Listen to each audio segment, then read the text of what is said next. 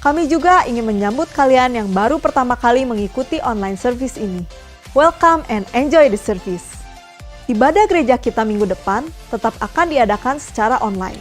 Sedangkan penyelenggaraan ibadah onsite atau ibadah minggu di gedung gereja kita rencana akan diadakan pada akhir Juli 2020. Untuk info update-nya, kalian dapat memperhatikan pengumuman melalui ibadah online mendatang. Buku ibadah harian jilid ketiga untuk periode Juli sampai September sudah ready. Kalian bisa mendapatkan buku tersebut dengan harga Rp70.000 melalui pemimpin kesan atau bisa WA ke nomor 0811 588 580. Di sepanjang bulan Juli ini, kita akan membahas suatu tema yaitu Go the Distance atau menyelesaikan pertandingan sampai akhir. Kita akan sama-sama belajar tentang 4 mentalitas yang dapat menghambat kita untuk melewati era new normal dengan berkemenangan. Di minggu ini, kita akan membahas lebih jauh mentalitas kedua yang perlu kita taklukkan, yaitu mentalitas tidak disiplin. Sebentar, kita akan memuji menyembah Tuhan dan juga mendengarkan firman Tuhan yang akan disampaikan oleh Pak Bambang. Dan pastinya akan menguatkan kita semua.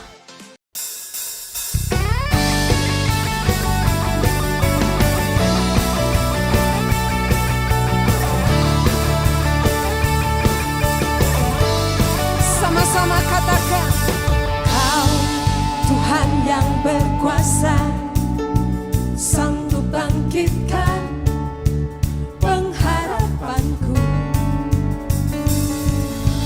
Jiwaku kan bersorak, ku kan nyatakan dahsyat Kau Tuhan. Bertahtalah atasku, ku mau hidup bagimu.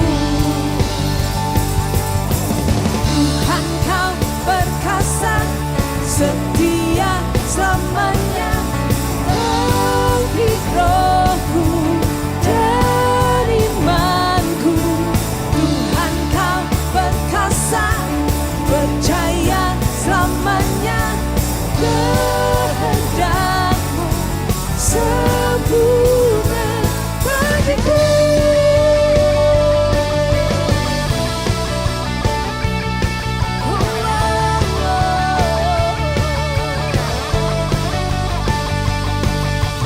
Kau Tuhan yang berkuasa, sanggup bangkitkan pengharapanku. Amin.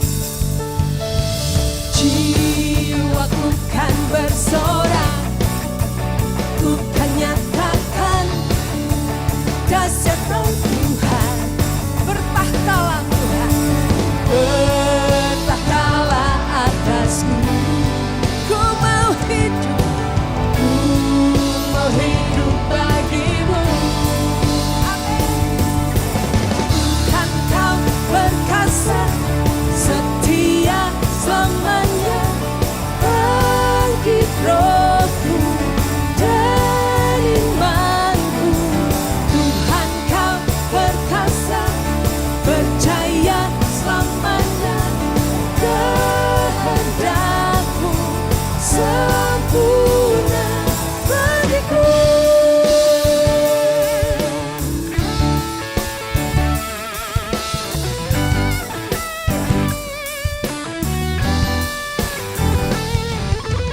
Tuhan Kau perkasa, setia selamanya. Bangkit rohku dan imanku. Tuhan Kau perkasa, percaya selamanya. Kehendak-Mu sempurna. Tuhan Kau perkasa, setia selamanya. Bangkit rohku dan imanku. Tuhan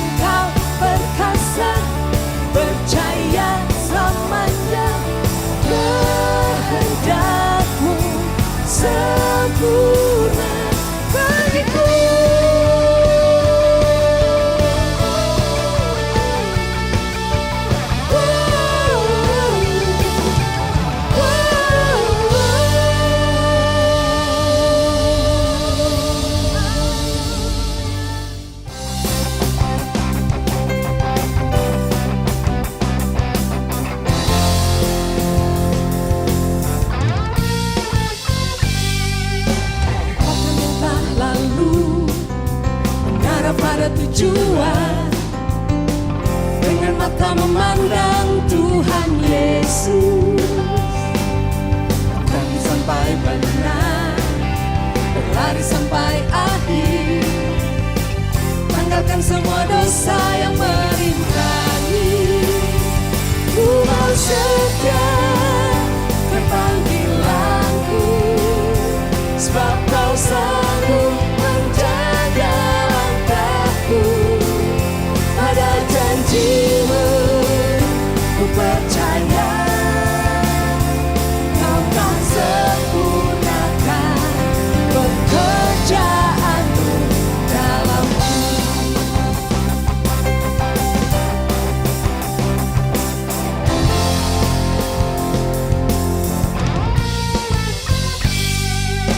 Lupakan yang telah lalu, mengarah pada tujuan, dengan mata memandang Tuhan Yesus.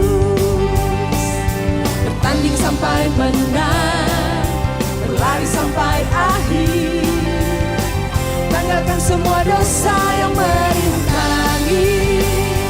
Ku mau setia kan panggilanku, sebab kau sanggup menjaga langkahku. Pada janjimu ku percaya, kau kan sempurnakan pekerjaanmu dalamku.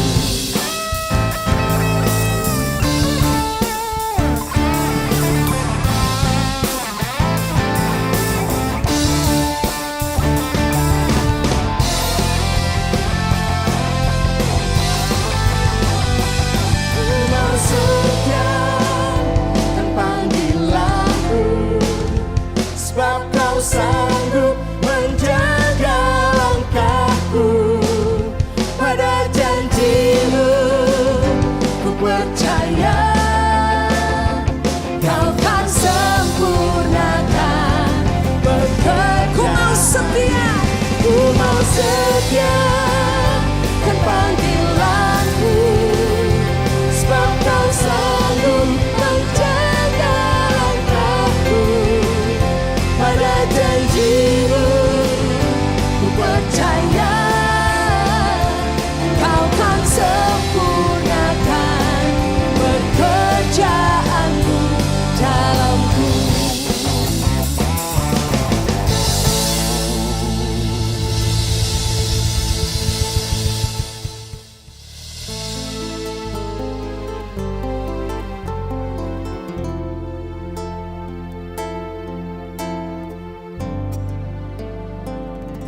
Selidiki aku, lihat hatiku, apakah ku sungguh mengasihimu, Yesus. Kau yang maha tahu dan menilai hidupku, tak ada yang tersembunyi bagimu. Telah kulihat kebaikanmu yang tak pernah habis di hidupku. Ku berjuang sampai akhirnya kau dapati aku tetap setia.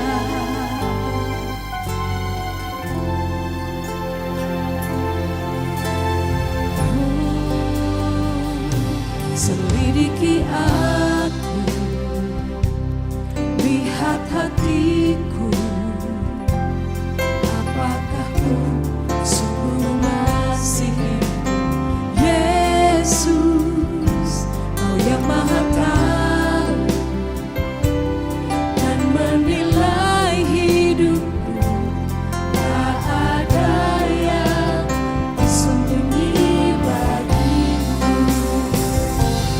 Aku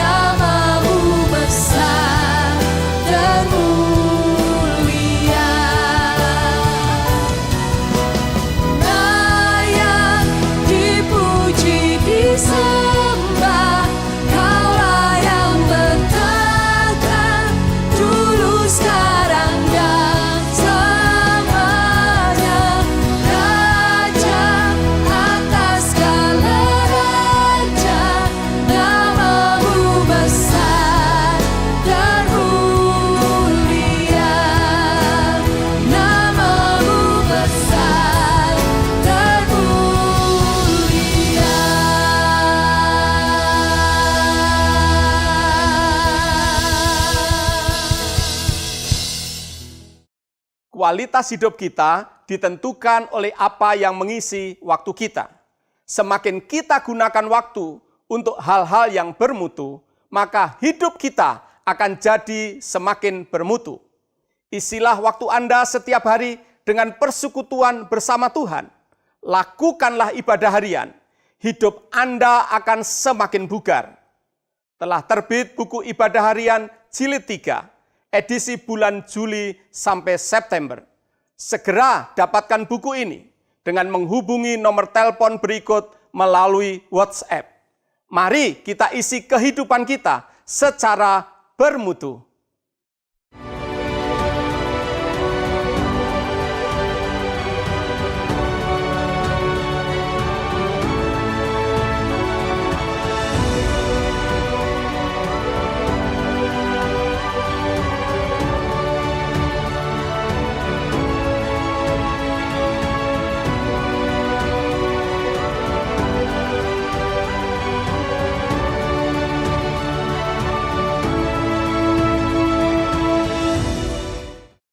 Beberapa waktu yang lalu kita menyaksikan berita di berbagai media massa tentang bagaimana di masa PSBB atau pembatasan sosial berskala besar, jalur kawasan Puncak Jawa Barat sudah dipadati oleh kendaraan bermotor sehingga terjadi kemacetan. Sebagaimana yang kita ketahui, situasi seperti ini bukan hanya terjadi di daerah Puncak atau Indonesia saja, namun juga di berbagai tempat lain, bahkan termasuk di Amerika Serikat. Mengapa sepertinya orang tidak peduli terhadap bahaya dari wabah ini? Tentu hal ini bukan dikarenakan oleh kurangnya informasi. Karena informasi tentang bahaya dari wabah ini telah memenuhi berbagai media massa setiap hari. Selama beberapa bulan terakhir, melalui pesawat televisi, setiap sore kita dapat menyaksikan laporan tentang jumlah orang yang terpapar virus COVID-19. Tetapi tetap sebagian orang seakan-akan bersikap tidak peduli. Mengapa? Untuk mengetahui duduk masalah dari keadaan ini, media berita BBC London telah melakukan wawancara dengan berbagai pihak di Indonesia. Kesimpulan yang disampaikan adalah bahwa orang merasa jenuh karena di masa PSBB mereka harus terus berada di rumah. Rasa jenuh ini memang dapat dipahami.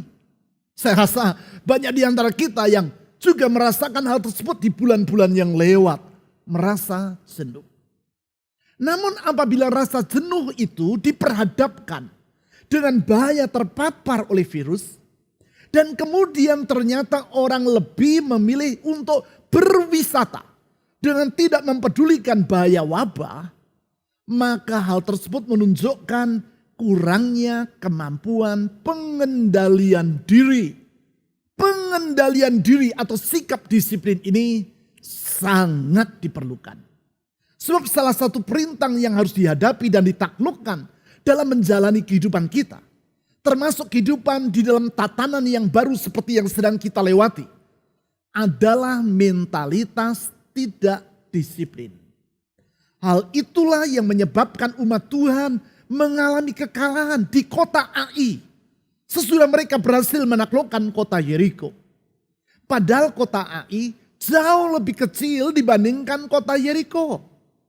Mentalitas tidak disiplin sehingga seorang yang bernama Achan tidak dapat mengendalikan dirinya dan mengambil barang-barang jarahan dari kota Yeriko yang menurut firman Tuhan harus dimusnahkan. Peristiwa tersebut ditulis di dalam Yosua pasal 7.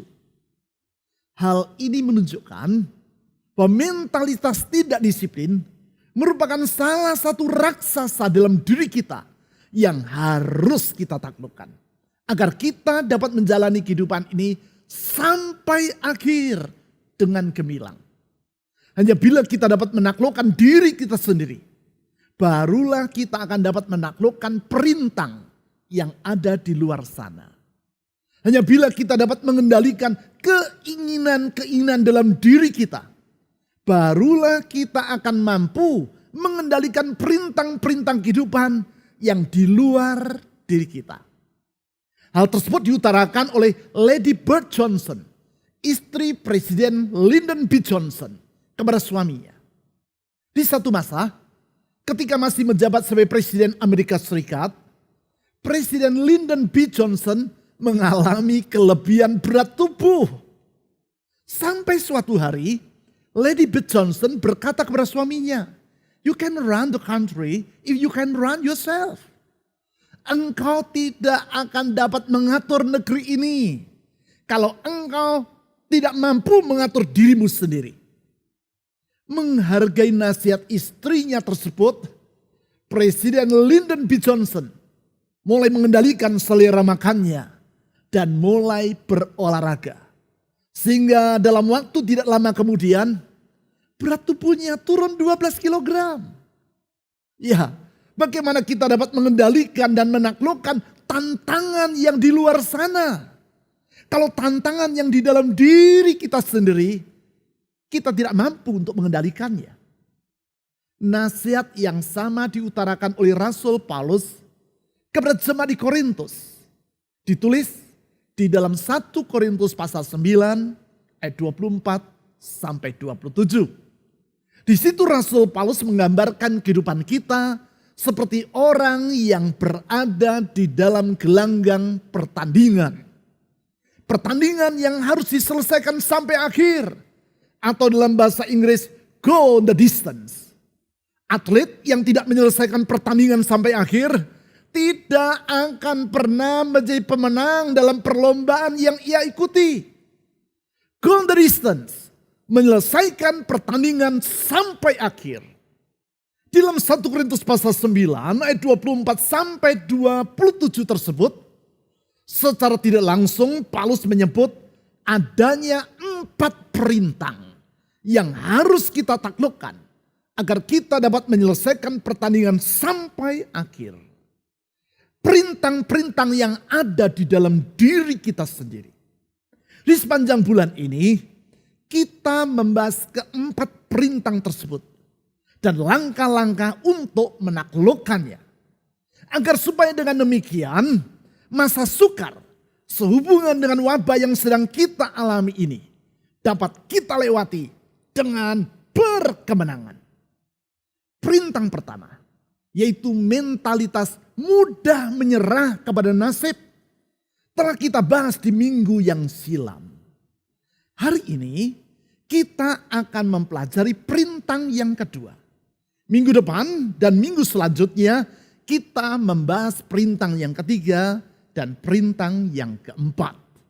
Untuk itu saya mengajak Anda membaca 1 Korintus pasal 9 ayat 24 sampai 27 yang sudah saya sebutkan tadi. 1 Korintus pasal 9 ayat 24 sampai 27. Paulus menulis seperti demikian. Tidak tahukah kamu, pada dalam gelanggang pertandingan semua peserta turut berlari. Tetapi bahwa hanya satu orang saja yang mendapat hadiah. Karena itu larilah begitu rupa sehingga kamu memperolehnya. Memperoleh hadiah tadi. Ayat 25. Tiap-tiap orang yang turut mengambil bagian dalam pertandingan menguasai dirinya dalam segala hal. Mereka berbuat demikian untuk memperoleh suatu mahkota yang fana. Fana artinya tidak abadi. Tetapi kita untuk memperoleh suatu mahkota yang abadi. Sebab itu aku tidak berlari tanpa tujuan. Dan aku bukan petinju yang sembarangan saja memukul. Tetapi aku melatih tubuhku dan menguasainya seluruhnya. Supaya sesudah memberitakan Injil kepada orang lain, jangan aku sendiri ditolak. Saudara-saudari, di dalam ayat 25, Paulus menjelaskan sikap yang sangat kita perlukan dalam kehidupan kita. Yaitu sikap menguasai diri. self-control atau sikap disiplin. Tentang hal ini ada 3 pertanyaan yang perlu kita jawab. 3 pertanyaan yang akan menolong kita untuk memahami apakah yang dimaksudkan dengan kemampuan mengendalikan diri ini. Artinya, jawaban terhadap ketiga pertanyaan tersebut akan menolong kita untuk mengisi kehidupan ini sampai akhir dengan gemilang atau go the distance. Pertanyaan yang pertama yaitu, mengapa penguasaan diri ini diperlukan? Untuk itu mari kita membaca kembali ayat 25. 1 Korintus pasal 9 ayat 25. Tiap-tiap orang, bukan sebagian orang, bukan sebagian kecil orang, tetapi semua orang, tiap-tiap orang yang turut mengambil bagian dalam pertandingan, menguasai dirinya dalam segala hal. Mereka, para atlet itu, berbuat demikian, artinya menguasai diri dalam segala hal untuk memperoleh suatu mahkota yang fana. Tetapi kita, untuk memperoleh suatu mahkota yang abadi. Nasihat Paulus ini menjelaskan kepada kita bahwa hanya bila kita mampu menguasai diri, barulah kita akan dapat menyelesaikan pertandingan dengan baik, yaitu merebut mahkota. Bagi penerima suratnya, yaitu jemaat di Korintus, apa yang disampaikan Paulus ini sangat mereka pahami. Karena di masa itu kota Korintus merupakan kota tempat diselenggarakan pesta olahraga yang terpenting sesudah pesta olahraga Olimpiade yang diselenggarakan di kota Athena. Pesta olahraga Olimpiade yang sampai saat ini, 2000 tahun kemudian, tetap dipandang sebagai pesta olahraga paling bergengsi di dunia. Kalau pesta olahraga yang dilaksanakan di kota Athena disebut sebagai pertandingan Olimpiade atau Olympic Games, maka pesta olahraga di kota Korintus disebut sebagai pertandingan Isthmian atau Isthmian Games. Tentu penduduk kota Korintus sangat memahami ketatnya latihan yang harus diikuti oleh para atlet yang mengikuti pertandingan Isthmian ini. Sama seperti di masa sekarang. Hanya para atlet papan atas yang boleh mengikuti pertandingan Olimpiade. Anda tidak bisa tanpa hujan angin mencalonkan diri dan mendaftarkan diri untuk mengikuti pertandingan kelas dunia ini. Menonton mungkin boleh, asal Anda membayar tiketnya. Namun ikut bertanding, tunggu dulu. Tidak semua atlet boleh mengikutinya. Demikian juga dengan Isthmian Games. Sejarah mencatat bahwa para atlet yang akan mengikuti pertandingan ini harus membuktikan bahwa mereka telah berlatih setiap hari. Setidaknya selama 10 bulan terakhir. Kalau kurang dari itu, mereka tidak akan diizinkan untuk ikut bertanding. Kalau seorang atlet dinilai layak untuk ikut bertanding, maka ia harus masuk ke dalam asrama selama 30 hari sebelum pertandingan dimulai. Di situ, selama 30 hari itu, mereka kembali harus menggembleng diri, mempersiapkan mental dan jasmani mereka untuk ikut bertanding. Penduduk kota Korintus sangat memahami hal ini. Kepada jemaat Korintus, Rasul Paulus menyebut bahwa para atlet Isthmian Games ini rela menguasai diri dalam segala hal demi memperoleh mahkota yang fana. Ya, mahkota yang tidak abadi. Sebab para pemenang perlombaan ini tidak memperoleh piala emas, bukan mendapatkan medali emas seperti zaman sekarang. Namun mahkota yang terbuat dari daun. Coba bayangkan. Mereka berlatih habis-habisan hanya agar dapat memenangkan mahkota yang terbuat dari daun yang akan layu.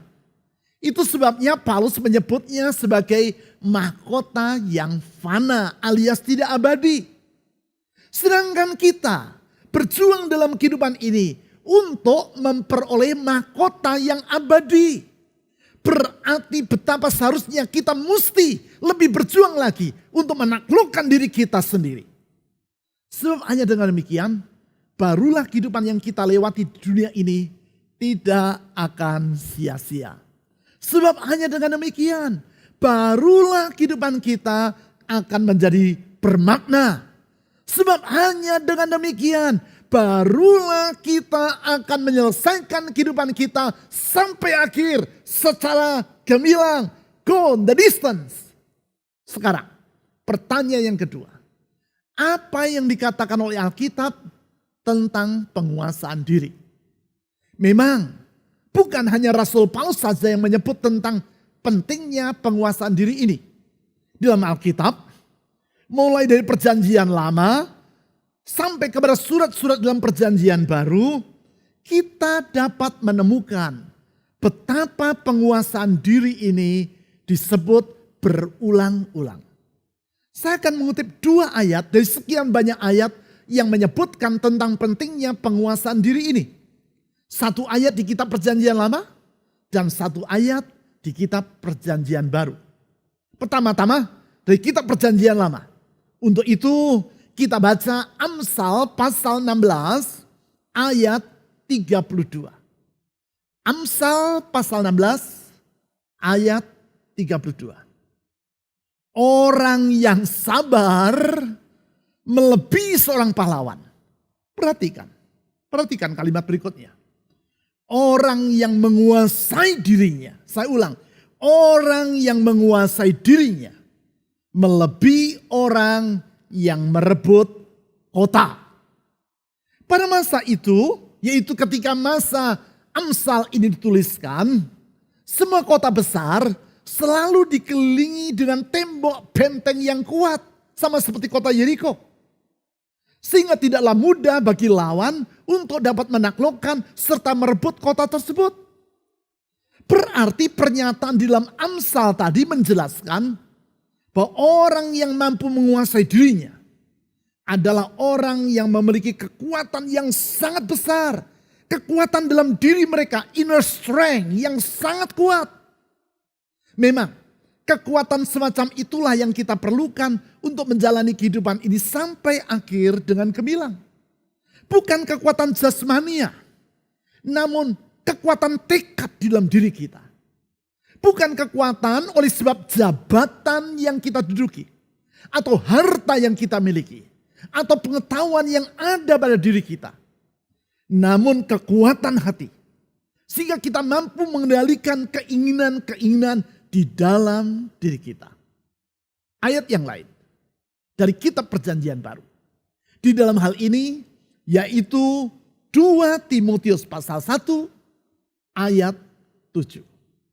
2 Timotius pasal 1 ayat 7. Sebab Allah memberikan kepada kita bukan roh ketakutan, melainkan roh yang membangkitkan 1 kekuatan, 2 kasih, dan 3 ketertiban.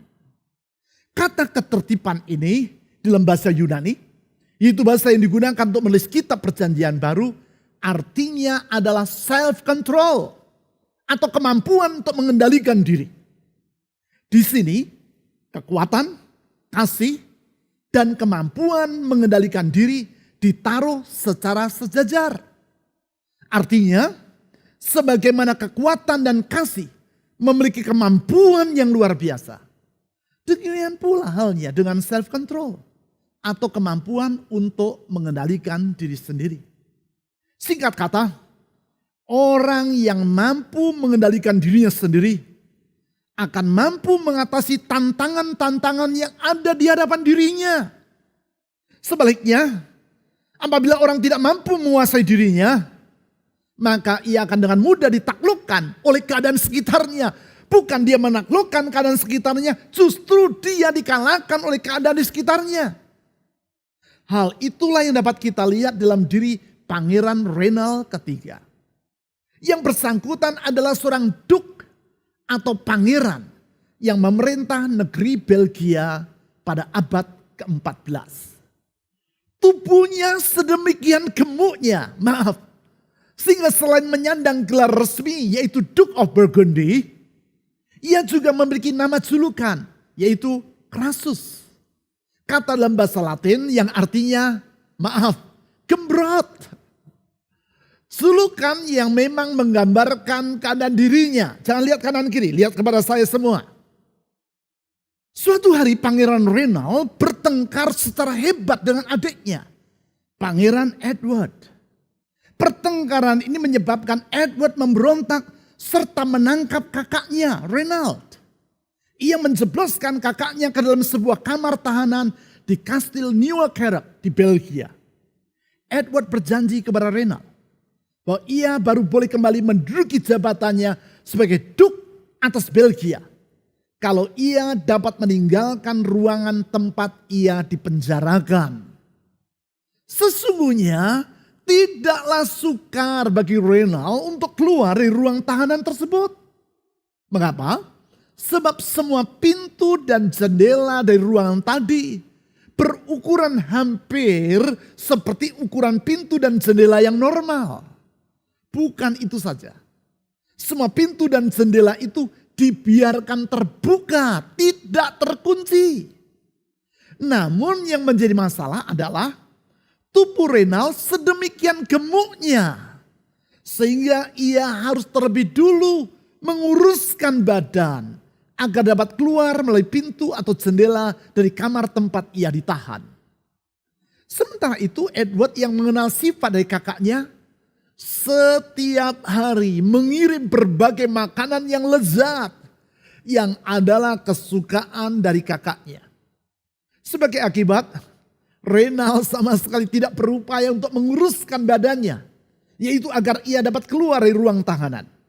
Malahan hari demi hari tubuhnya semakin bertambah gemuk saja. Ketika orang menuduh bahwa ia telah memperlakukan kakaknya secara kejam, yaitu dengan mengurungnya dalam tahanan, Edward sang adik berkata, "Kakakku bukan seorang tahanan. Ia boleh meninggalkan penjara itu kapan saja kalau ia mau." Reynald tinggal dalam ruangan tahanan itu selama 10 tahun. Dan hanya sesudah Edward tewas dalam suatu pertempuran, baru orang dapat membebaskan dirinya dari dalam penjara tadi dengan membongkar pintu dan jendelanya. Namun saat itu kesehatan Pangeran Reynald sudah sedemikian buruk sehingga ia meninggal setahun kemudian. Sampai hari ini orang mengingat dirinya sebagai pribadi yang terpenjara bukan oleh tembok kamar tahanan, tetapi oleh karena nafsu dalam dirinya sendiri. Dengan kata lain, ia tidak mampu menaklukkan rintangan yang ada di luar dirinya, yaitu tembok penjara. Karena ia tidak mampu menaklukkan perintang di dalam dirinya sendiri, yaitu sikap tidak disiplin. Ya, hanya kalau orang mampu menaklukkan dirinya sendiri, barulah ia akan mampu menyelesaikan kehidupannya secara gemilang atau go the distance. Itu sebabnya dalam Amsal pasal 16 ayat 32 tadi disebut bahwa orang yang menguasai dirinya melebihi orang yang merebut kota. Itu sebabnya dalam 2 Timotius pasal 1 ayat 7 tadi disebut bahwa self control atau kemampuan untuk mengendalikan diri sendiri adalah sejajar dengan kekuatan dan kasih yang merupakan potensi yang luar biasa di dalam diri kita. Sekarang lebih lanjut. Pertanyaan yang ketiga. Apakah yang diperlukan untuk mengembangkan penguasaan diri? Untuk menjawab pertanyaan ini, saya mengajak Anda untuk melihat kembali apa yang ditulis oleh Rasul Paulus di dalam 1 Korintus 9 ayat 25. 1 Korintus pasal 9 ayat 25. Tiap-tiap orang yang turut mengambil bagian dalam pertandingan menguasai dirinya dalam segala hal. Mereka berbuat demikian Mereka menguasai dirinya dalam segala hal. Mereka berbuat demikian untuk artinya dengan tujuan memperoleh suatu mahkota. Mahkota yang fana. Tetapi kita untuk memperoleh suatu mahkota yang abadi. Di sini disebut bahwa penguasaan diri sangatlah berkaitan dengan apa yang menjadi tujuan seseorang dalam mengikuti perlombaan. Apabila orang mengikuti perlombaan untuk memperoleh suatu mahkota, maka ia akan berupaya untuk menguasai dirinya dalam segala hal. Dengan kata lain, apabila yang bersangkutan hanya asal ikut berlomba, maka tentu dia tidak akan merasa perlu untuk mendisiplinkan dirinya. Ia akan berlomba secara asal-asalan. Ia tidak akan mempersiapkan dirinya dengan serius, tetapi secara asal-asalan. Ia akan mendisiplinkan dirinya secara asal-asalan. Berarti apabila yang bersangkutan memandang bahwa menjadi seorang juara merupakan tujuan yang berharga, maka ia akan rela untuk membayar harganya demi merebutnya. Apabila ia memandang bahwa mahkota kejuaraan lebih bernilai dibandingkan kenyamanan hidup sesaat, maka ia akan rela mendisiplinkan dirinya demi meraih mahkota yang ia impikan tersebut. Demikian pula dengan hidup kita. Apabila kita memiliki tujuan yang mulia untuk kehidupan kita, bukan tujuan yang asal-asalan, maka kita akan rela untuk mendisiplinkan diri kita. Kita tidak akan membiarkan hidup kita dikendalikan oleh keinginan-keinginan yang bersifat sementara.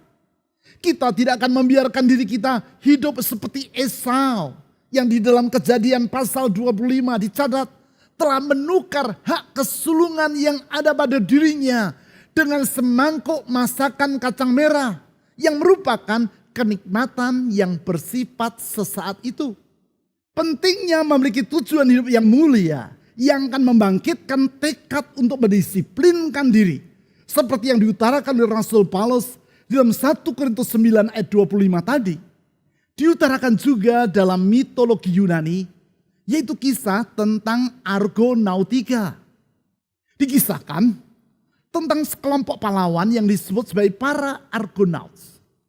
Harus berlayar melewati daerah yang dihuni oleh para Sirens.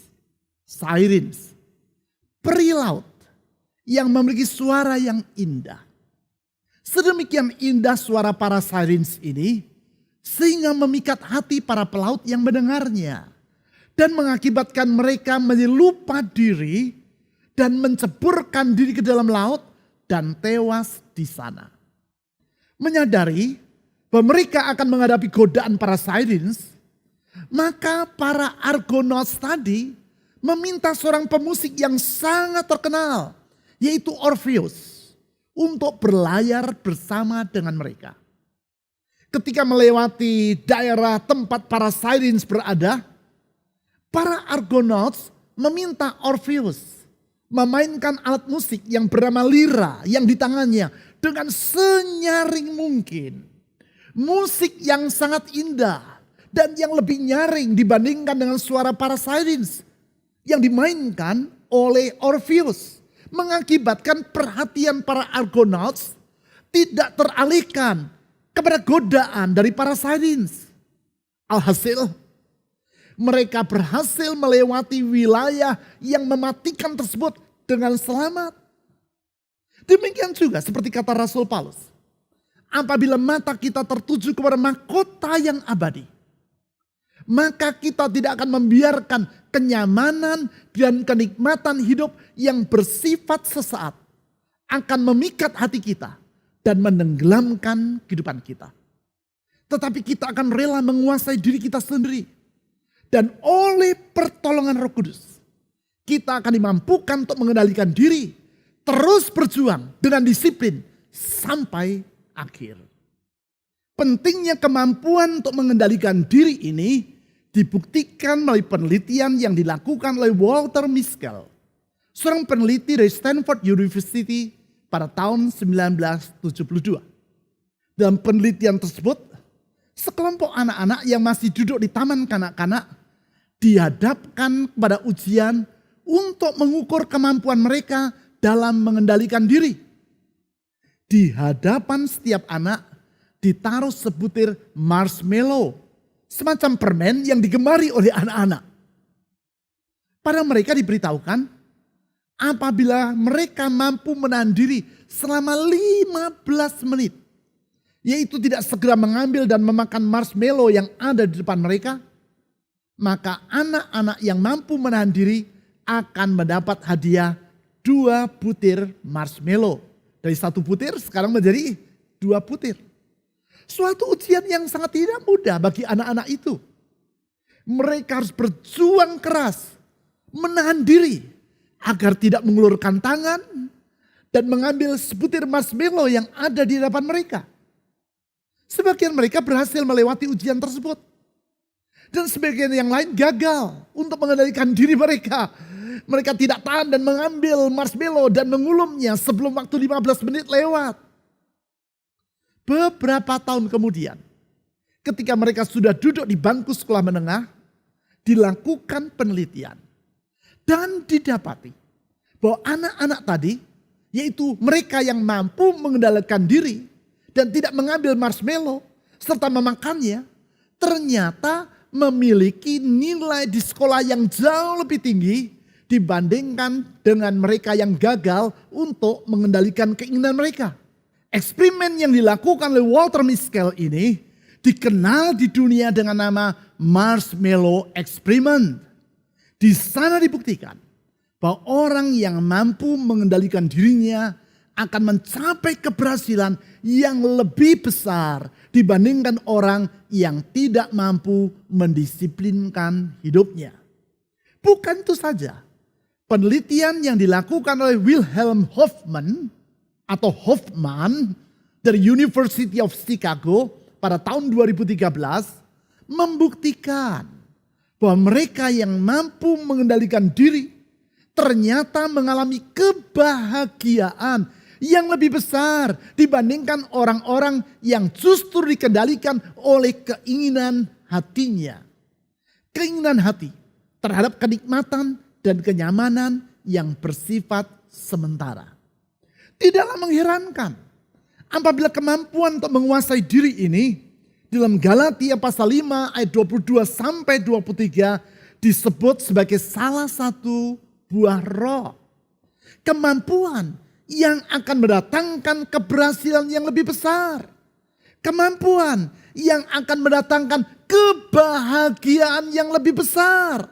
Kemampuan yang diperlukan untuk meraih kehidupan yang berakhir dengan gemilang. Kemampuan yang diperlukan untuk mencapai kehidupan yang disebut sebagai golden distance. Menyelesaikan pertandingan sampai akhir dalam kemenangan. Kemampuan yang merupakan buah roh di dalam hidup para pengikut Kristus. Kemampuan yang akan berkembang bila kita mengarahkan diri kepada tujuan hidup yang mulia. Yaitu hidup untuk menyenangkan hati Tuhan. Kemampuan yang menyanggupkan kita untuk menaklukkan perintah di dalam diri kita. Yaitu sikap tidak disiplin. Kemampuan yang telah Yesus contohkan bagi kita. Dengan rela mengorbankan dirinya sampai mati di kayu salib. Demi tujuan yang mulia.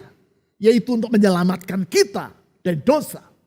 Kemampuan yang perlu ada dalam diri kita untuk meraih hari depan yang indah yang Yesus telah janjikan dan telah sediakan bagi kita.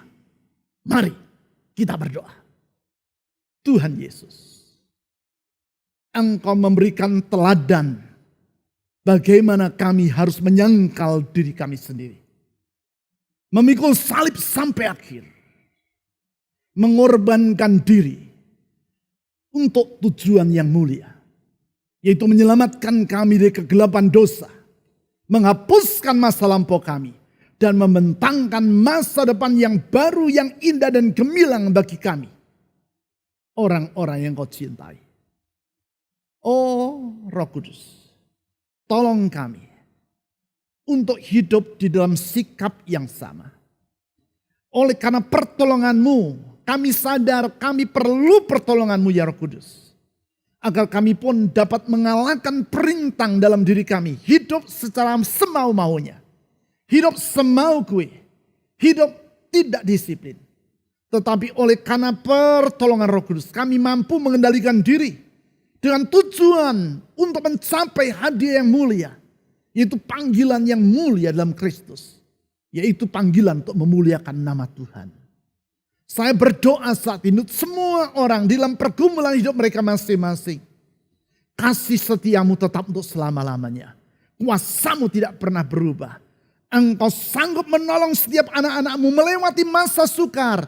Di dalam kuasa dan kasih-Mu yang memberikan harapan itu. Saya berdoa untuk setiap mereka dalam pergumulan hidup mereka masing-masing. Roh Kudus beri kekuatan bagi kami untuk berjuang sampai akhir. Go the distance. Meraih apa yang Tuhan sediakan bagi kami. Sehingga di akhir kehidupan kami menoleh ke belakang dan kami berkata, aku telah menyelesaikan pertandingan yang baik. Aku telah mencapai garis akhir dan mempertahankan iman. Di mana nama Yesus dimuliakan. Kepadamu kami mengangkat doa. Dan di dalam nama di atas segala nama. Nama Yesus Kristus Tuhan. Amin.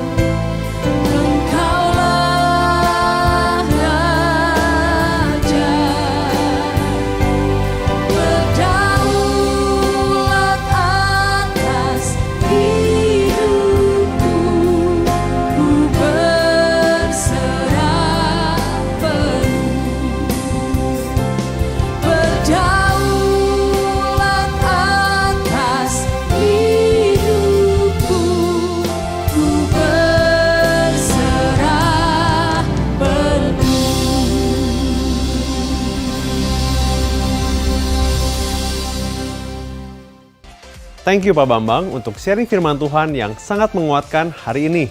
Jika kalian merasa diberkati oleh firman Tuhan yang disampaikan barusan, please share link online church ini kepada teman-teman kalian yang membutuhkan. Bagi teman-teman yang memiliki prayer request, gereja kita juga menyediakan layanan helpline doa. So, kalian dapat mengirimkan beban doa kalian ke nomor WA 0811 841 765. And it's offering time! Kami ingin meng-encourage kalian semua untuk dapat memberikan persembahan dan persepuluhan yang terbaik untuk Tuhan sebagai ucapan syukur atas pemeliharaannya yang begitu nyata sepanjang musim kehidupan kita. Kalian dapat memberi dengan cara mengirimkannya ke nomor rekening yang ada di layar. Atau alternatif lainnya, kalian bisa memberi melalui e-wallet yang ada di layar kalian. Bagi kalian yang ingin tahu info-info terupdate tentang kegiatan gereja, kalian bisa cek infonya di website www.fajarpengharapan.net atau lewat aplikasi GKPB Fajar Pengharapan atau via Instagram GKPB Fajar Pengharapan. Thanks for joining us in this online service today. Stay safe, stay healthy, see you next week, and God bless you.